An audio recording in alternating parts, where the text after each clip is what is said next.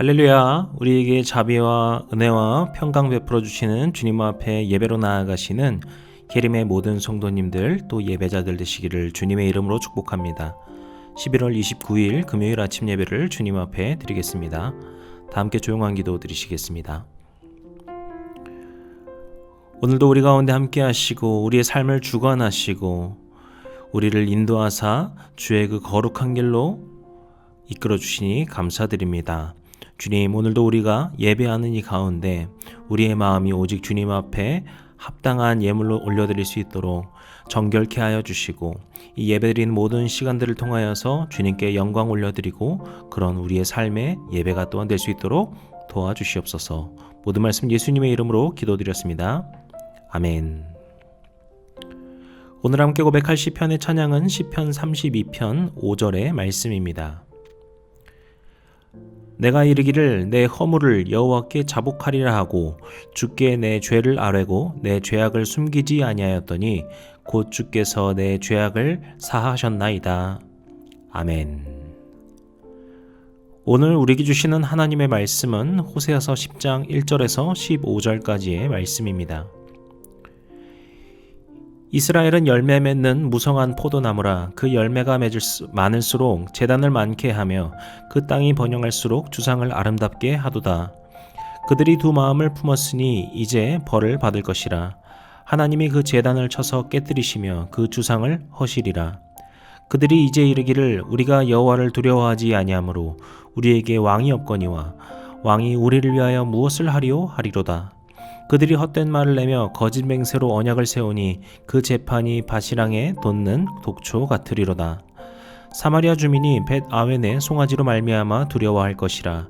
그 백성이 슬퍼하며 그것을 기뻐하던 제사장들도 슬퍼하리니 이는 그의 영광이 떠나감이며 그 송아지는 아수르로 옮겨다가 예물로 야렙 왕에게 드리리니 에브라임은 수치를 받을 것이요 이스라엘은 자기들의 계책을 부끄러워할 것이며 사마리아 왕은 물 위에 있는 거품같이 멸망할 것이며 이스라엘의 죄 곧 아웬의 산당은 파괴되어 가시와 찔레가 그 제단 위에 날 것이니 그때 그들이 산더러 우리를 가라 할 것이요 작은 산더러 우리 위에 무너지라 하리라.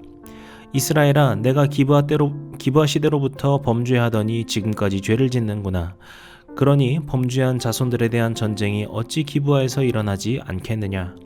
내가 원하는 때에 그들을 징계하리니 그들이 두 가지 죄에 걸릴 때에 만민이 모여서 그들을 치리라. 에브라임은 마치 길들이 남소 같아서 곡식밟기를 좋아하나 내가 그의 아름다운 목에 멍에를 씌우고 에브라임 위에 사람을 태우리니 유다가 밭을 갈고 야곱이 흙덩이를 깨뜨리리라. 너희가 자기를 위하여 공의를 심고 인애를 거두라. 너희 묵은 땅을 기경하라. 지금이 곧 여호와를 찾을 때니 마침내 여호와께서 오사 공의를 비처럼 너희에게 내리시리라. 너희는 악을 밭가라 죄를 거두고 거짓 열매를 먹었나니 이는 내가 내 길과 내 용사의 많음을 의뢰하였음이라. 그러므로 너희 백성 중에 요란함이 일어나며 내 산성들이 다 무너지되 살만이 전쟁의 날에 벳 아벨을 무너뜨린 것 같이 될 것이라. 그때에 어머니와 자식이 함께 부서져도다. 너희의 큰 악으로 말미암아 베델이 이같이 너희에게 행하리니 이스라엘 왕이 새벽의 정령 망하리로다. 아멘. 오늘 말씀에서 호세아는 이스라엘의 죄악에 대해서 전하고 또 그 죄악으로 인한 멸망에 대해서 다시금 선포하면서 특별히 오늘 말씀 시작에서는 그들이 갖고 있는 그 두 마음에 관하여서 비판하고 있습니다. 1절을 보시게 되면 이스라엘은 열매를 맺는 무성한 포도나무다 라고 말을 하면서 이어지는 구절을 보시게 되면 열매가 많을수록 제단을 많게 하고 땅이 번영할수록 주상을 아름답게 하는구나 라고 말하고 있습니다. 여기서 제단이라고 하는 것은 우상 숭배를 하는 제단을 말하는 것이고 주상 역시 신령하다 그들이 일컫던 돌기둥, 즉 여기 있는 모든 것들은 우상 숭배를 하기 위한 것들을 말합니다. 그런데 우리가 알다시피 이스라엘의 열매를 맺게 하는 것은 그렇게 하시는 것은 누구입니까? 바로 여호와 하나님이시죠. 그런데 정작 이들이 열매를 맺고 그 풍요를 누리게 되자 그것을 가지고 여호와께 찬양하고 예배하는 것이 아니라 오히려 그것으로 우상 숭배를 하고 있다라고 말하고 있는 것이죠. 그리고 2절에 가서 그들이 두 마음을 품었다라고 비판을 하고 있는 것인데요. 이들의 그 두 마음이라고 하는 것은 정치적, 신앙적 두 가지 면에서의 두 마음이 있습니다. 정치적인 면에서는 아수르와 여호와의 백성이라고 하는 그 정체성 사이에서 맴도는 두 가지 마음이 있는 것이고요. 신앙적으로 보게 되면은 바알과 여호와 사이에서 맴도는 두 가지의 마음이 있을 것입니다. 하나님께서는 이런 이들의 두 마음을 벌하실 것이다 라고 강력하게 선포하고 계십니다. 그리고 3절에 가면은 당시 사람들이 이런 말을 내뱉었다 라면서 이런 말을 하는데요. 이것은 하나님을 왕으로 섬기지 않는 이스라엘을 향한 비판이다 라고 볼 수 있습니다. 그러면서 호세아는 이 모든 일을 4절을 통하여서 강하게 질책하는 것을 우리는 또한 볼 수 있었습니다. 그리고 이제 5절에 가게 되면은 벳 아웬이라고 부르는 그 베델의 멸망을 선포하고 있습니다. 베델은 원래 하나님의 집을 뜻하는 거룩한 장소를 말하고 있습니다. 하지만 북이스라엘 초대왕 여로보암이 그 베델에 금송아지를 놓고 그것을 섬기게 되면서 호세아는 그곳이 더 이상 하나님의 집 벳엘이 아니라 바로 벳 아웬이다, 즉 악의 집이다 라고 그것을 부르고 있었습니다. 그런데 여기서 말하는 송아지로 말미암아 두려워한다라는 의미가 조금 더 기가 막힌데요. 그것은 그들이 그 금송아지를 빼앗겨 잃게 된 것에 대한 두려움입니다. 즉 아수르에 의하여서 금송아지를 빼앗긴 이스라엘이 그 금송아지를 잃어버린 것 때문에 두려워했고, 심지어 하나님의 제사장들마저 이 송아지를 인하여서 기뻐하다가 이것을 잃게 되었을 때 슬퍼하게 되었다라고 말하고 있습니다. 이제 이 북이스라엘이 여호와 하나님을 완전히 잊어버린 채 잘못된 길을 가고 있다라는 것을 단적으로 보여주는 장면이라고 할 수 있었던 것이죠. 그리고 이러한 이스라엘 시대의 모습이 마치 9절에서 나오는 기브아 시대와 같다라고 말하고 있습니다. 기브아 시대는 사사기의 마지막 때를 말하는데요. 사사기 마지막 그 삼손 이후의 이야기를 보시게 되면은요, 이 이스라엘이 얼마나 잘못된 행실과 생각으로 말미암아 하나님을 잃고 떠나고 있는 것인지를 우리가 볼 수 있습니다. 이와 같이 완전히 영적으로 갈피를 잃어버린 상태가 바로 북이스라엘의 모습이다. 이렇게 호세아가 강하게 짚고 있는 것이죠. 그래서 호세아는 이스라엘이 멸망당할 것이고 그 벳아웬도 멸망할 것이고 또 이스라엘의 왕도 함께 멸망당할 것이고 결국 이스라엘 그 모든 게 다 멸망될 것이다 라고 강하게 선포하고 있습니다. 그렇다면은 이제 호세아가 또한 하나님께서 이스라엘에게 말씀하시는 것은 무엇일까요? 이제 너희는 멸망했으니 두려워 떨고 있으라. 이제 너희를 절대 용서하지 않을 것이니 이제 가만히 이제 두고 봐라. 이런 말씀일까요? 아닙니다. 12절을 보시면 어떻게 말합니까?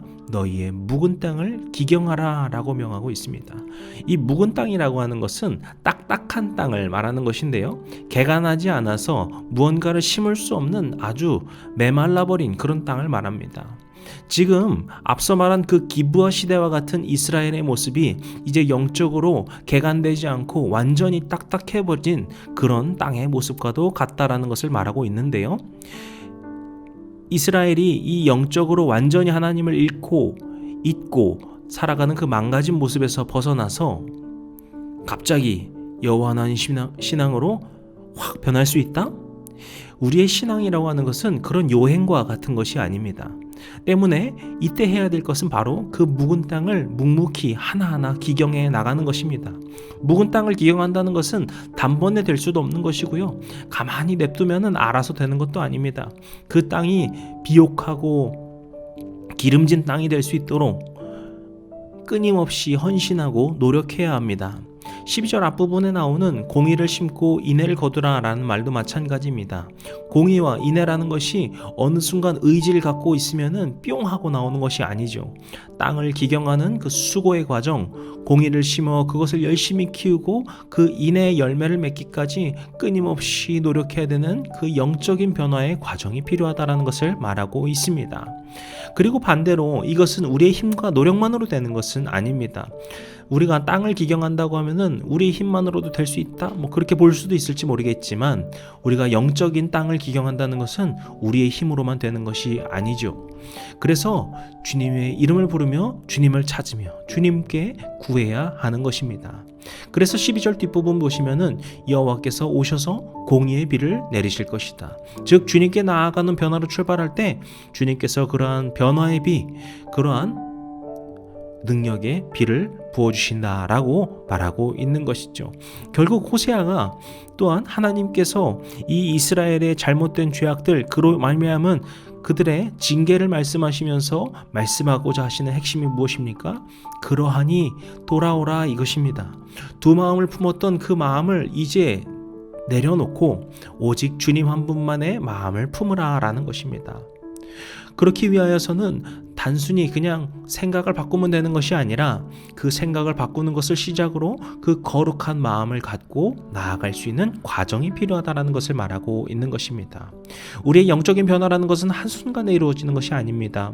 우리가 거룩한 삶의 모습으로, 변화된 모습으로 주님 안에서 끊임없이 노력하고 헌신하며 살아갈 때 그런 우리의 삶에 주님께서 임재하시고 그 큰 능력으로 채워주셔서 주님의 복을 더하여 주시는 것입니다. 우리가 그런 주님을 믿고 변화된 삶으로 나아가는 그 우리 가운데 두 마음을 품고 있었던 것이 있다면 그것을 내려놓고 오직 주님의 마음을 품고 살아가시는 그런 변화가 되시는, 영적인 땅을 기경하며 거룩하고 정결하고 비옥한 땅으로 세워가시는 모든 성도님들과 예배자들 되시기를 주님의 이름으로 간절히 축복합니다. 기도하시겠습니다. 오늘도 우리 가운데 함께 하셔서 주님께서 말씀하여 주시고 우리의 귀를 열어주시고 우리의 마음의 문을 열어주시니 감사합니다. 오늘 이 말씀을 우리가 마음 가운데 품고 오직 주님 한 분만을 고백하며 살겠습니다. 오직 주님 한 분만을 찬양하고 예배하며 살겠습니다. 이런 고백으로 나아갈 수 있는 모든 성도님들과 예배자들 될 수 있도록 우리를 인도하여 주시고 우리를 그렇게 변화시켜 주시옵소서. 모든 말씀 예수님의 이름으로 기도드렸습니다. 아멘. 이제 우리 주기도문 함께 드리심으로 오늘 예배를 마치도록 하겠습니다.